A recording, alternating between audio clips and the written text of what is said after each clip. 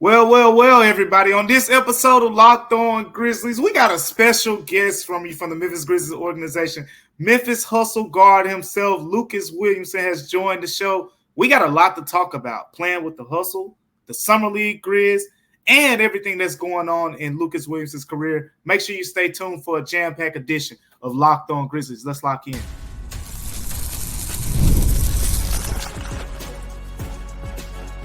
You are Locked On Grizzlies, your daily Memphis Grizzlies podcast, part of the Locked On Podcast Network, your team every day. What's going on, everyone, and welcome back to Locked On Grizzlies. I am your host today, DeMichael Cole, beat writer for the Commercial Appeal right here in Memphis, Tennessee. Thank you guys for tuning in with me each and every day on Locked On Grizzlies. Make sure you continue to tune in to Locked On Grizzlies because you never know what we're going to have on here. You never know who we're going to have on here. And speaking of who we're going to have on here, I want to welcome Lucas Williamson to Locked On Grizzlies. Now, before you say anything, Lucas, I got to let the people know who we got on the show today. Memphis Hustle guard. But before that, you might look at his face. You might say, I remember Lucas from somewhere. Yeah, that's because he played with Loyola in college, Final Four appearance at Loyola, a Sweet 16 appearance playing with Loyola as well. He is the all-time winningest player in Loyola basketball history, 124 wins in his 5-year collegiate career. Spent his rookie season in the NBA, signed to the Los Angeles Clippers organization. He played with the Ontario Clippers. Then he came with the Memphis Grizzlies organization last season, played with the Memphis Hustle, averaged over 9 points a game with the Hustle, played with the Summer League Grizz this year, who almost won the championship, had a great run in Summer League out there in Las Vegas. Lucas, what's going on, man? How you doing? What's up, man? How you doing? Pleasure to be on the show. Thank you for having me. For sure.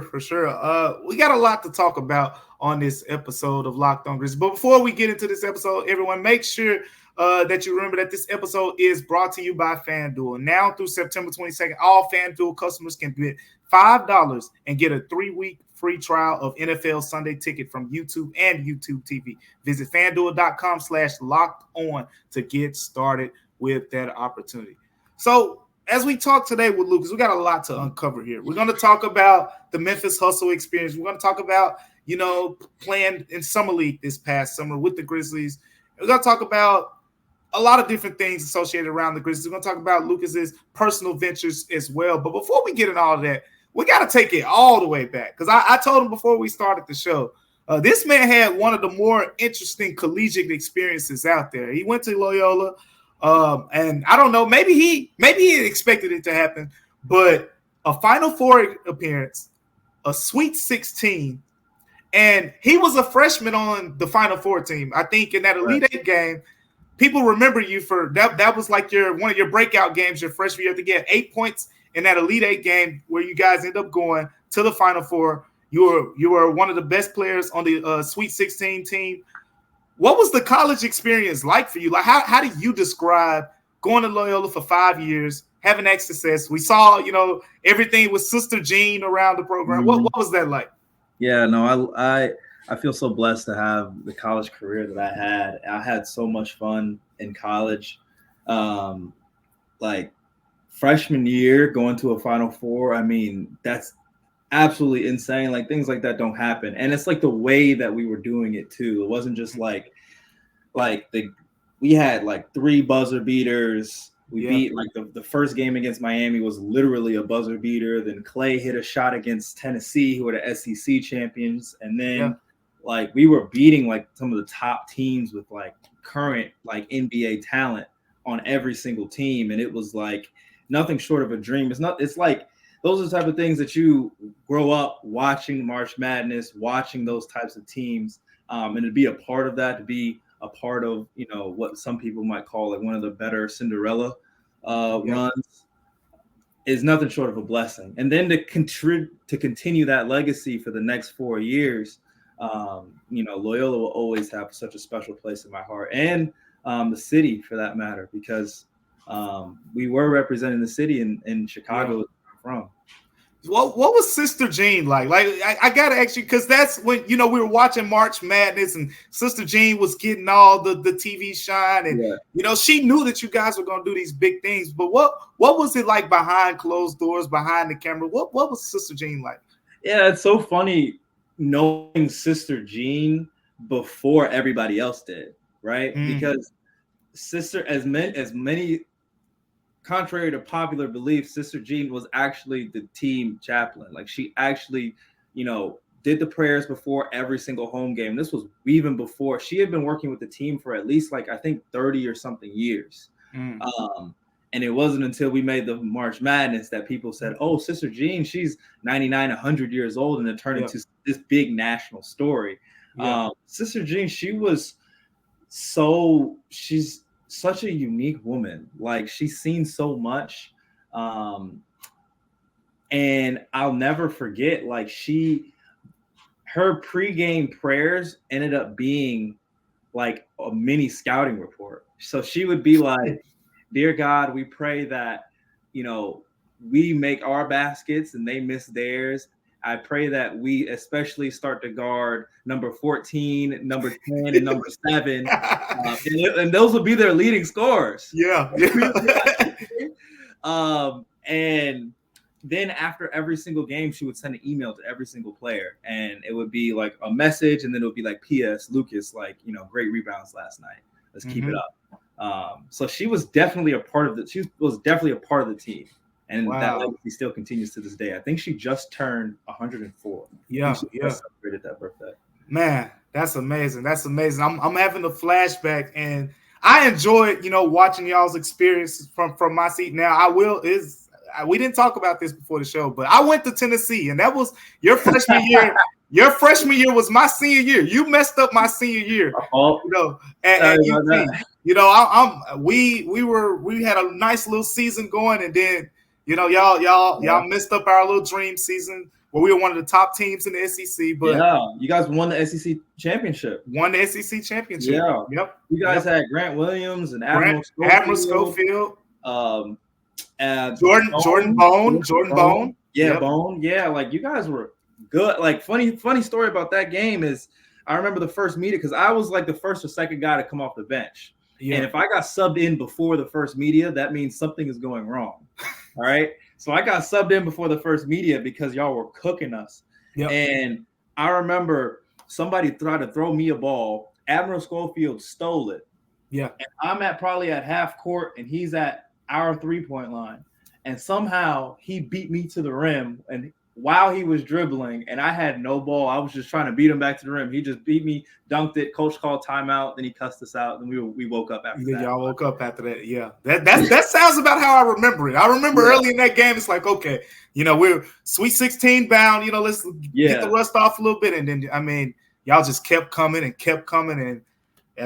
next thing you know, that was the end of my time watching UT as a college kid. So, but flipping the page a little bit, you turned pro, as we mentioned, your first year, you spent it in Ontario, but most of these people are Grizzlies fans, so they want to talk about that second season that you had. You leave Ontario after you leave the Clippers organization.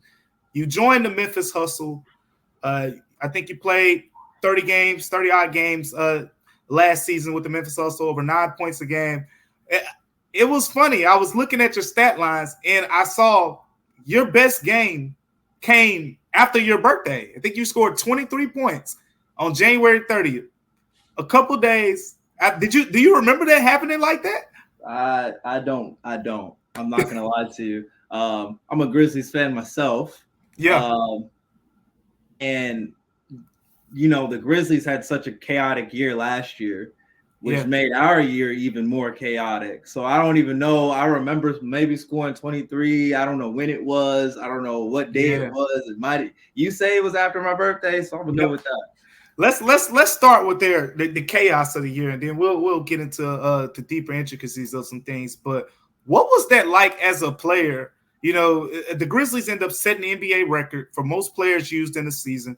Many of those players were call-ups from the Hustle, and I always just kept wondering, how do the Hustle find any continuity when Scotty Pippen Jr. is there one day. Boom, he's back. He's up. Deke Giroux, he's down there. Now he's getting called up. Timmy Allen's down there. He's getting called. What was that like as a player? I mean, it's you just got to be a professional at the end of the day. Like, you just got to show up. You never know who's going to be on your roster. You never know who's going to be on the other team's roster. That's just kind of the nature of the G.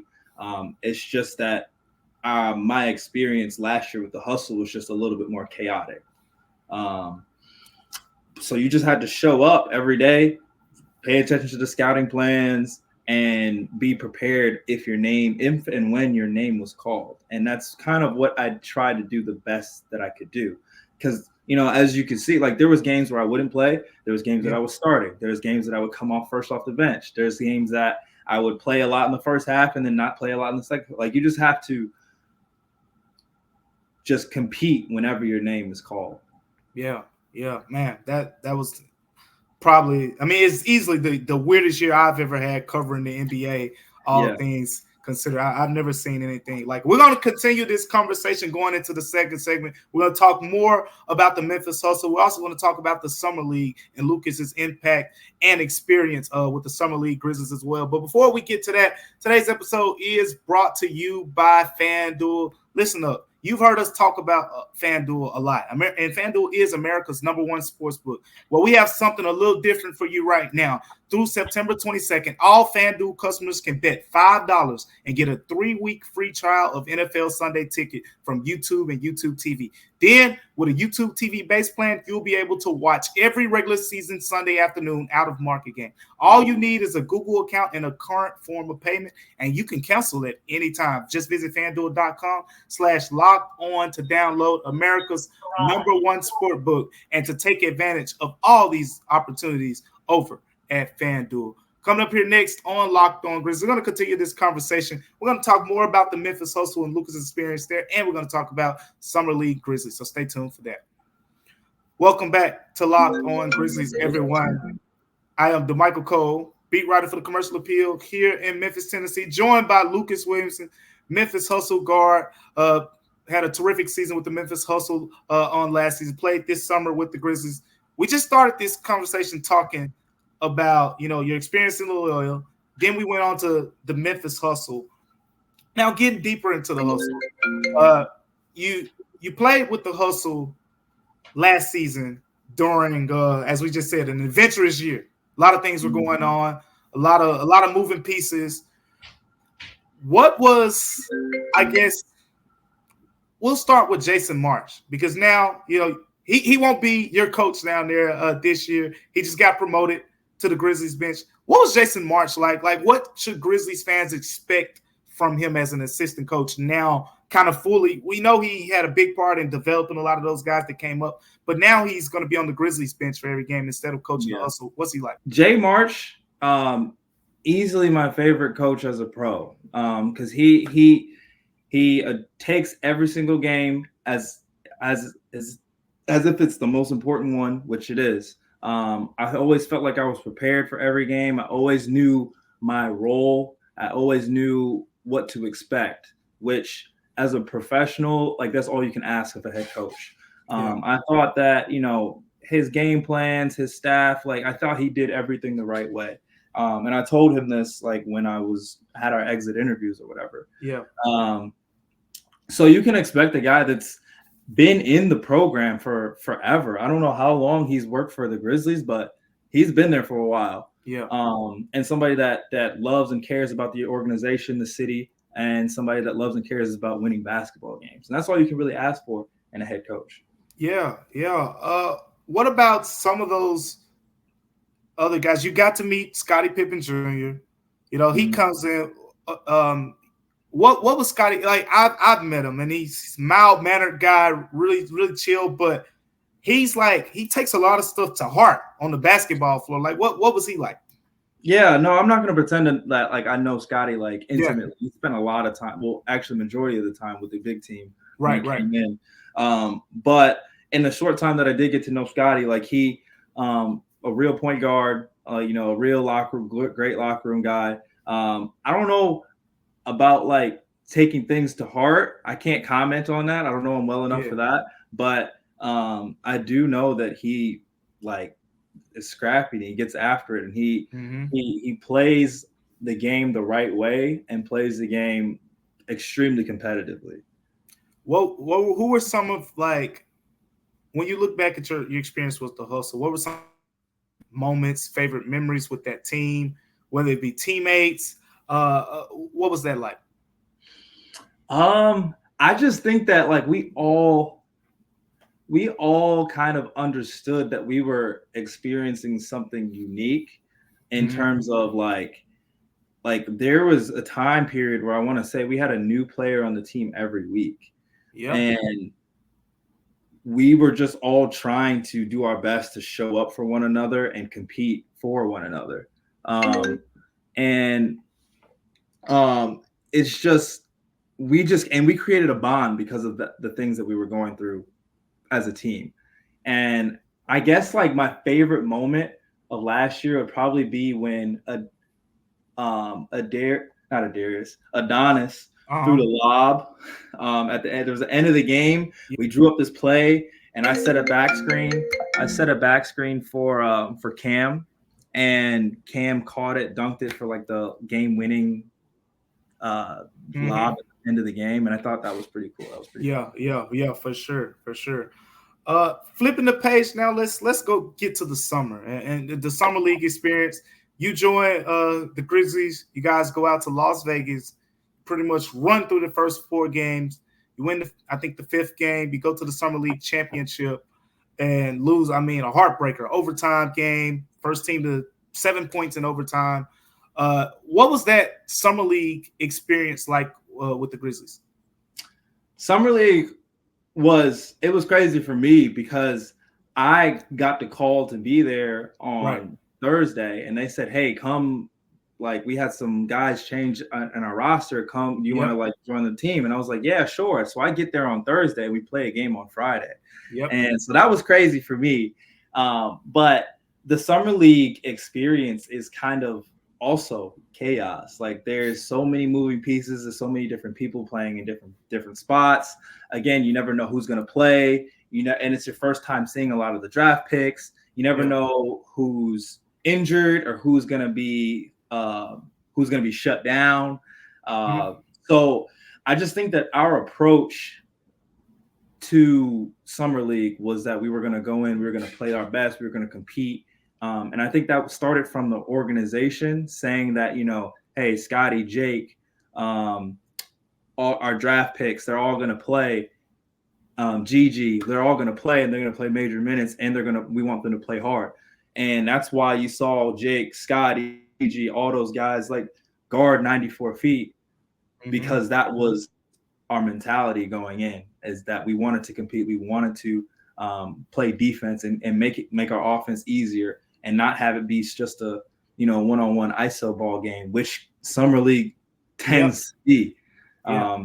So that's why I say Scotty plays the game the right way, because, with him and the ball in his hands, he could easily make it the show about him. And he's really starts to facilitate. He understands the game, and he got Jake involved. He got Gigi involved. And he was guarding 94 feet, creating easy opportunities for himself and others. So, we played great basketball during summer league. I can't lie. Yeah. It was fun to watch for sure. And they were, like you said, it was good team connected basketball, which you don't see a lot in summer league because everybody's trying to get their opportunity. Like everyone's playing for their opportunity. But so you mentioned the rookies. What was your first impression? Because you didn't get to see them a lot, because Cam Spencer played, I think, 2 games and then injured his ankle in Vegas. And then Zach Edey, you saw him for 2 quarters pretty much, one. But from what you saw, like Zach Edey, Cam Spencer, Jalen Wells, what was your impression of those? Yeah, no, Grizzlies fans have a lot to be excited about. I'll start with Cam I'll start with Jalen since I saw him play the most. And when Jalen, I think it was a championship game when we played. Did we play the Clippers in the championship? No, we played the Heat in the championship. So it was a game before where I think that he heated up. And I was like, okay, like he was shooting some shots that I didn't know that he had.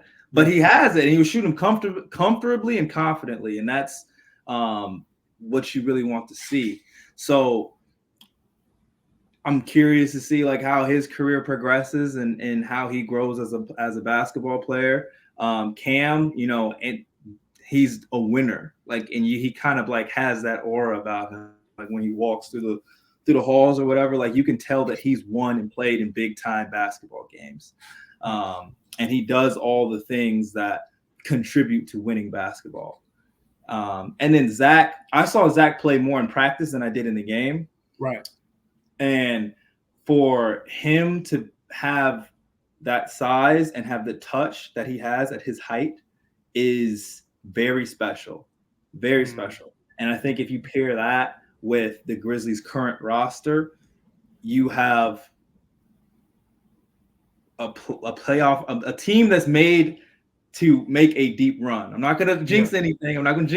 Yeah. But I think I would expect the Grizzlies to go back to, the year before last year where, they're competing for a conference championship or in that run, in that mix.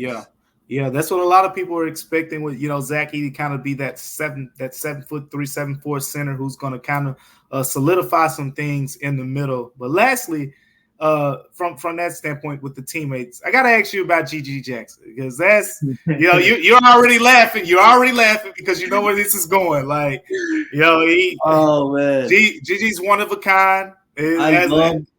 Before you even ask me a question, I just want to say that I love GG so much. Like, GG is one of my favorite teammates I've ever had.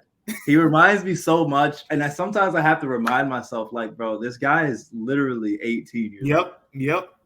You know what I mean? Like, he's literally I was a freshman when I was his age, and I love him so much. What is the key? What are some of your favorite moments? So you got a favorite moment in particular, whether it's with the hustle, is it summer league, with GG Jackson that you can share just to kind of illustrate that? GG had showed up one day in the apartments with a dog. It was a puppy. And I was like, GG, like, this is a big time responsibility. Like, you have kind of like have to, like, you gotta take the dog on walks. So you gotta train this dog. You gotta, like, the dog's not gonna like potty train itself. And he kind of was like, oh yeah, no, it's no problem. No. Long story short, I ended up taking care of this dog for the majority of the season because he ended up getting called up and was away with the Grizzlies and whatnot. So I would take care of the dog. And it was a running joke between me and my teammates. And my teammates were like, this is your dog. And I'm like, no, this is GG's dog. Yeah. But like things like that, where it's just, I'm thinking of it from, I'm 25 and I'm like, a dog is a big responsibility and he's 18, not really thinking about all of those things, but he's such a good kid, man. He's and he's super talented, incredibly talented. And I mean, the sky is the limit for him, for real. Like, he has so much potential. You saw his growth probably, I mean, from when you first saw him, you guys were practicing with the hustle to summer league. What did you notice? Like, because it looked like, I mean, from my perspective, it looked like he grew so much in that little time. Yeah. I think personally, from my perspective, I think it's just the comfortability aspect of his game. I think he came into the league already having the skill set that he has. He could shoot the three. He's got the ISO ball in his game. He can create his own shot. I think right now he's just more comfortable in trying to figure out where he fits in. And I think that would be his challenge for this next year coming up, is when you have, your all-stars coming back. Where does that fit in, and with the whole team being healthy, right? And I think personally, I'm a GG Jackson fan. And I think that he can do it. I think he has a skill set. I think he has the mindset to do it. it's just a matter of, showing up and proving it to everybody.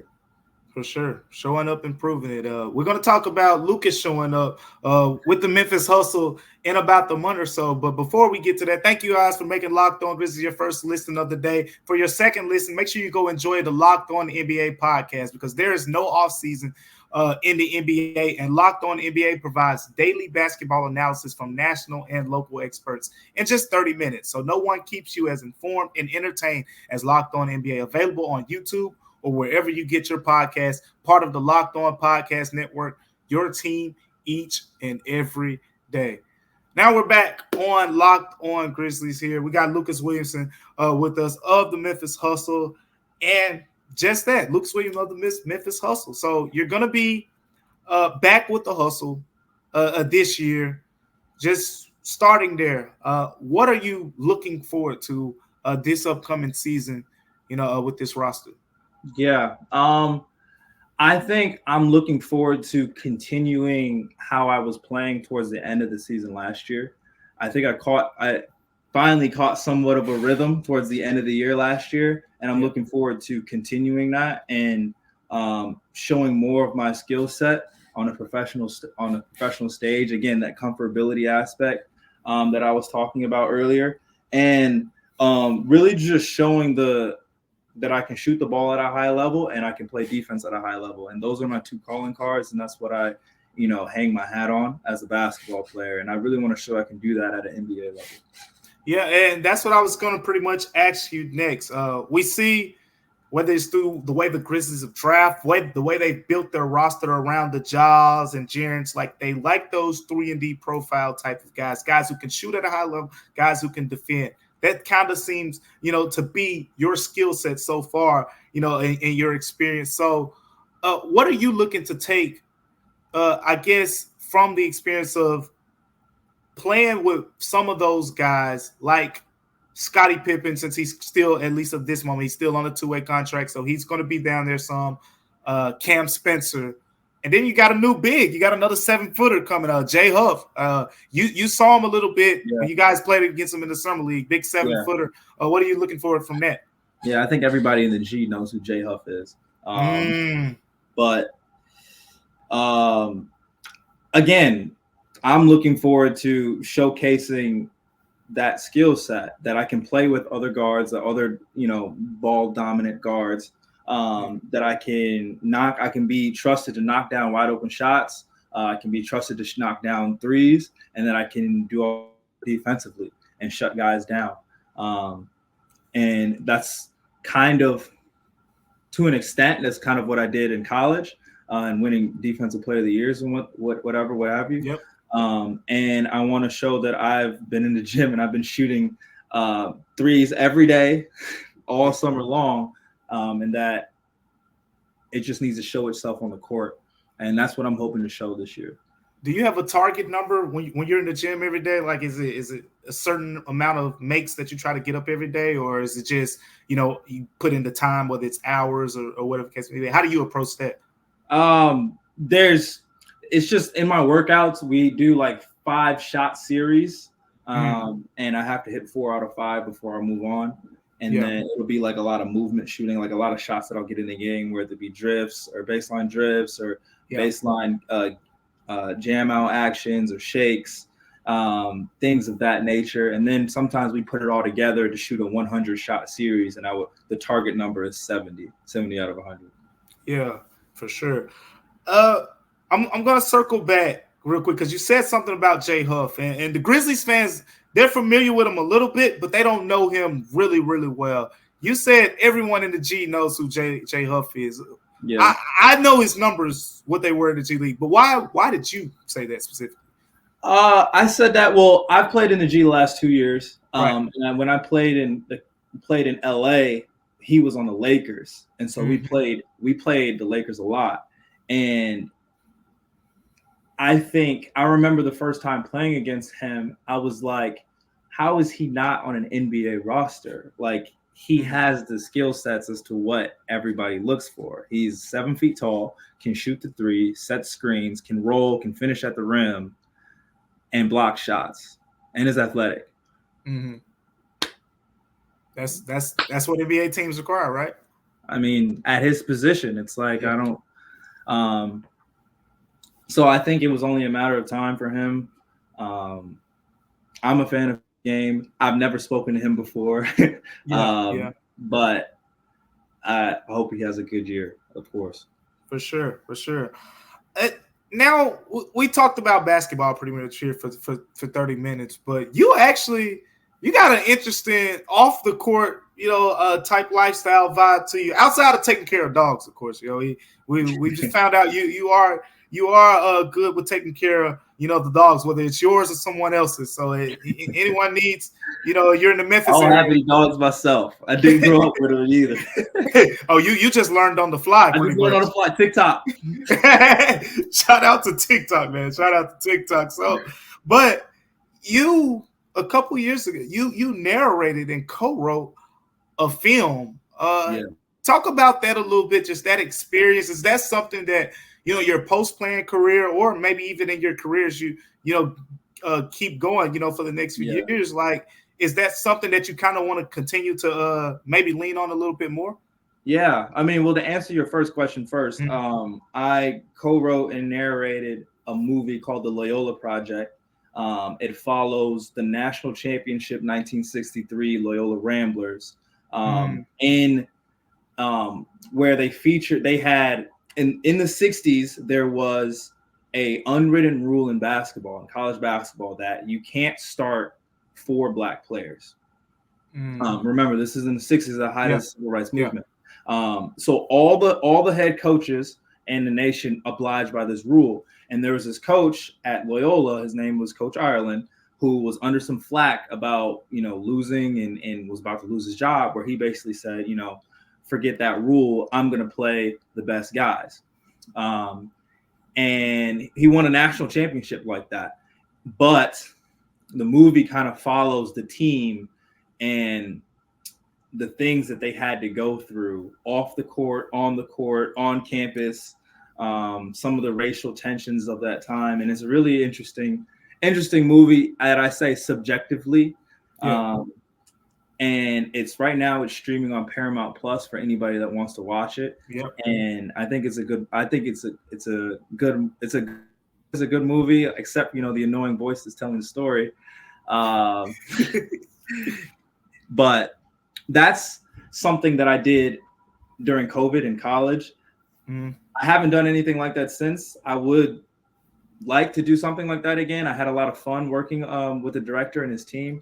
Working on those types of things, but I'm not a film major, Hollywood aspiree, none of that. I just was recommended to do that because I had done some public speaking around campus, and it was kind of just an opportunity that fell into my lap that I took advantage of.